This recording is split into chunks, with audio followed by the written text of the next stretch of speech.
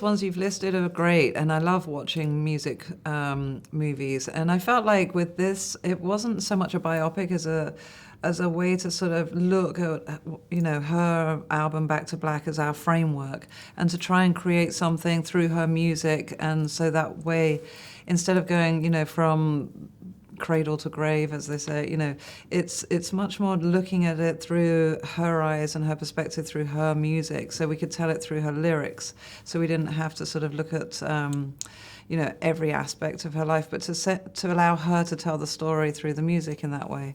So I think the fascination always is that with music and musicians, it's such an intimate experience, and when you put in your headphones or you're listening to music, you connect with somebody. So I think it's always a fascination for people to be able to see sort of ideas around what created that. Yeah, I think it's exactly that. I think that that's what a film does, is it shows people the wants and desires of the person behind the music, right? And I think what I found so kind of emotional and powerful about the script when I first read it was that it was so blatantly obvious to me that like the goal here was to create something that felt like we were giving Amy the agency to tell her own story again through her music. And we just needed those little links in between each of the songs to really be able to tell the story of her life from when she, sort of from when she started singing and performing. And I think that, Amy we've seen so much of her because there's been so much around, there's so much footage and there was so much sort of pop culture attention around her, but to put Amy back in the center of her own story, telling it herself, was something that I found was the really the emotional pull towards this script for me.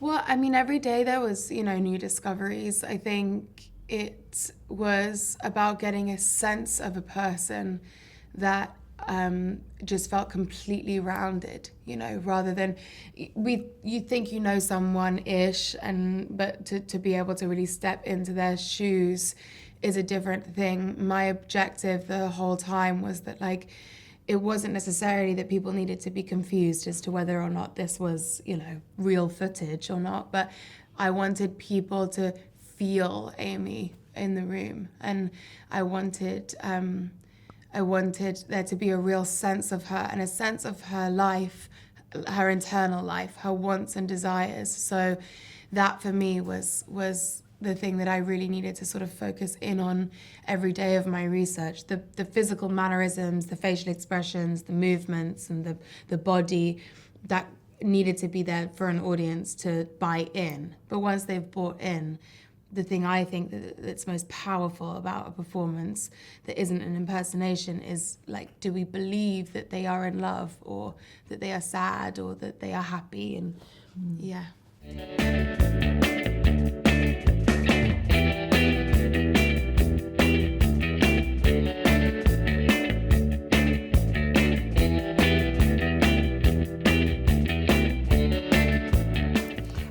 Again, sort of, I kept going back to her words and her music, and obviously that became my sort of through line. But during my research of her, one of the things that became so apparent, and one of the most important things, was that she, I'd look at photographs on any given day, and I'd be able to look up any day within a certain period, and I'd see pictures of her from so many angles, and I'd realize, there were always, 8, 10 big men following her, taking pictures of her, and during her, hardest days, her real struggles, her and that she could never, have a chance to recover in a sense, because there was never a sense that she was allowed the space.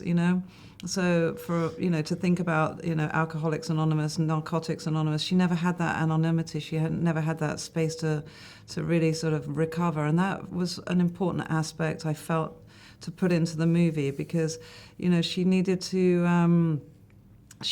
have that, and she almost didn't stand to have that chance in a way.